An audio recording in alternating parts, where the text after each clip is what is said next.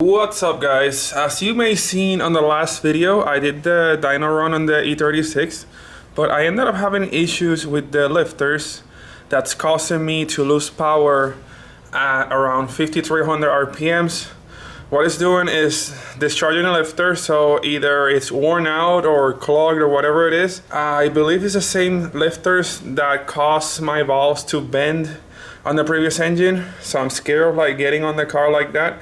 At the dyno we call it a day, and I only made 372 wheel horsepower at 11 psi, which is awesome, especially in a super conservative tune. So once I fix the lifters and I can rev it all the way to 700, I can rev it to 7000 RPM, I should be able to hit the 400 horsepower mark at low boost, which is awesome.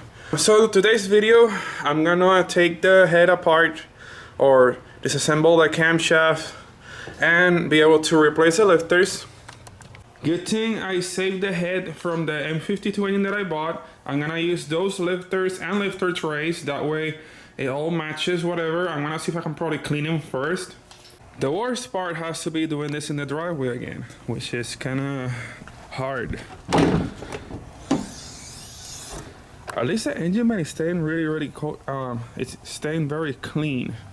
I've been driving in the rain, and you can see there's not like a lot of stuff anywhere. It's just a little bit of sand and stuff, which is normal dirtiness of an engine bay, but it stays relatively clean. I guess to start this off, the first thing I should probably do is to set the crankshaft on top dead center, so I have my timing set, then leave it. Then I'll probably have to take the turbo blanket stuff off, then the coil packs, so I can start removing the valve cover. And once I remove the valve cover, I can start taking the timing stuff off. I'll have to take the front cover out.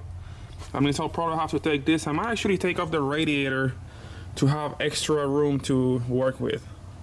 I went ahead and took the radiator off. Now I have clearance in the front. The first thing I want to do is to set the top dead center. So I'm gonna look for that mark. I went ahead and marked the line. I don't know if you can see it as the sun is shining right on it, but I put a white mark on the crankshaft and it lines up with that line right there on the front cover. Now I can start removing the top end.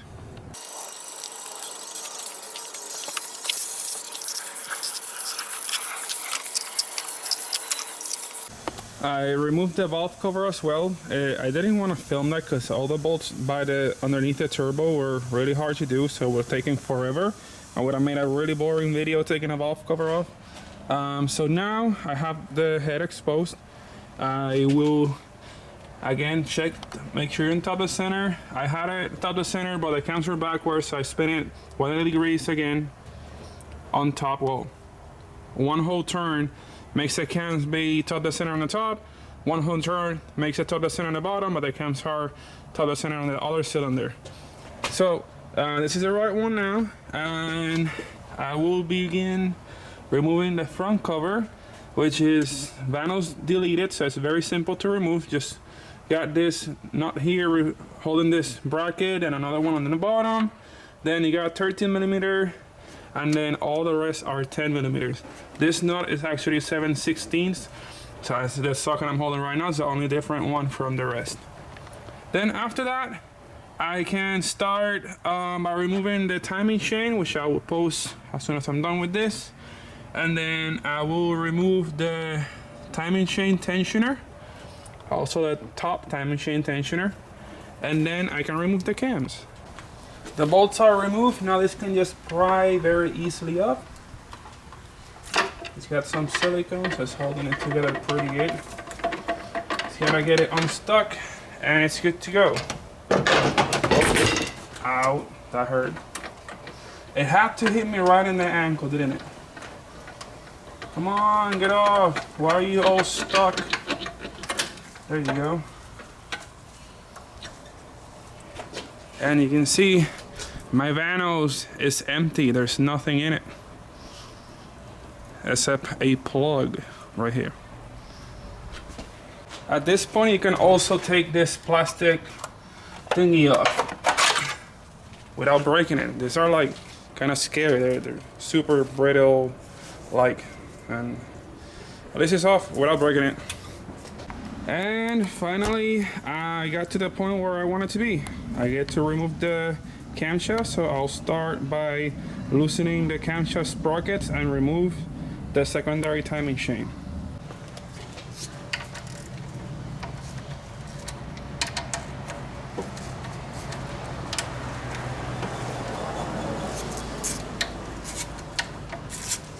First I'll loosen it up. Now I'm going to remove this for.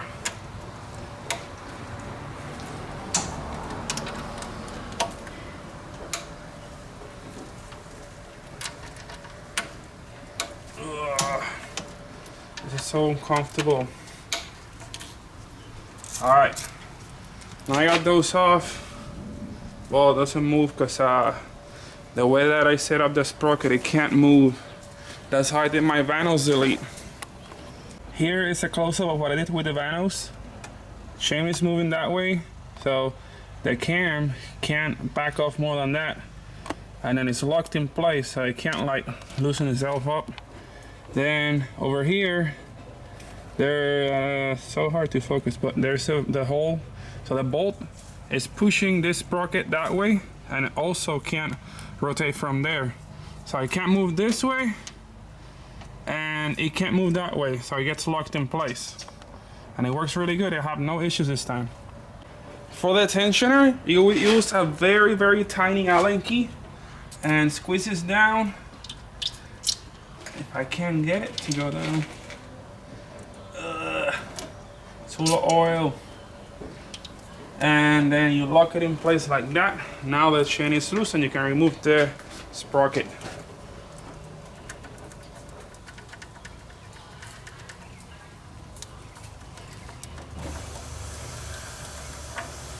Come on, Mr. Sprocket. There you go. Now I can remove the secondary timing chain tensioner. The tensioner is out of the way. Now it's time to remove the bottom tensioner, which is all the way like down there. After removing the tensioner, now I was able to wiggle the sprocket off. So now that both camshafts are free, now all I have to do is just very slowly take the caps off, remove the cams, then I can lift the trays and start working on installing the new stuff. The intake cam is removed along with the lifter trays and lifters. It's ready to accept the new parts. I managed to put the intake cam completely back in place, so it has a new set of lifters and the cam tray as well. Now I gotta remove the exhaust cam. Now the exhaust cam is removed, and I noticed that the lifters on the exhaust cam were a little bit different. On the head that I'm using the lifters from this time, all the lifters are the same. So I don't know, maybe it had the older generation lifters in it or something, but this time should fix everything, and I'll be able to redline this thing, and hopefully it will spit a lot of fire through this, which is the wastegate that's gonna come fire straight out the hood.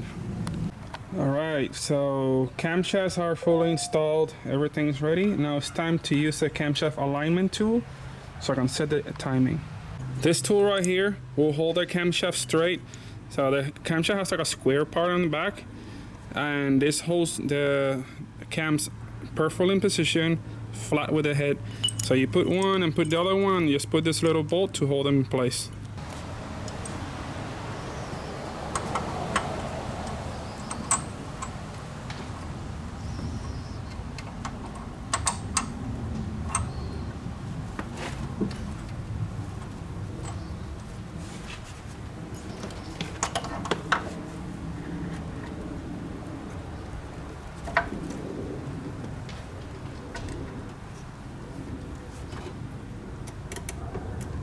This is what I was trying to show you. So it holds the cams from the sides, and then it's flush with the head.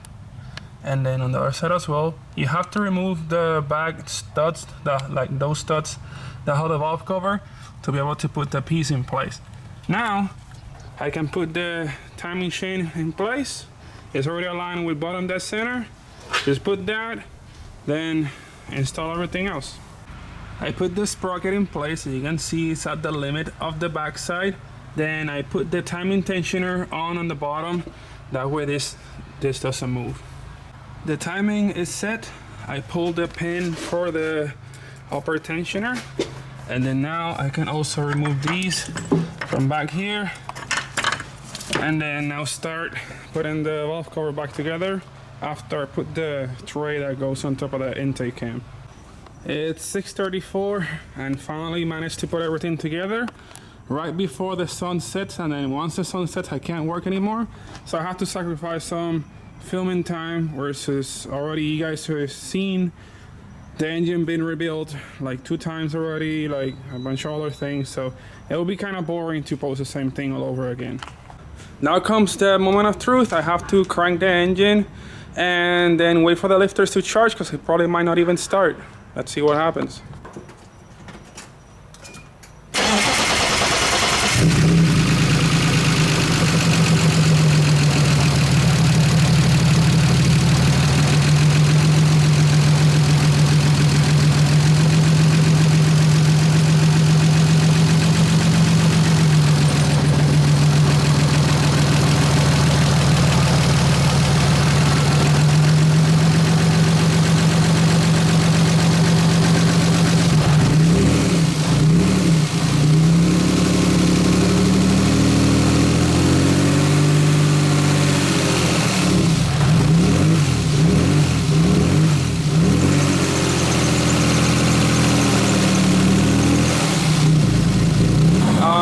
So I took the car for a test drive, and after revving it a little bit, all the lifters charged up and it works.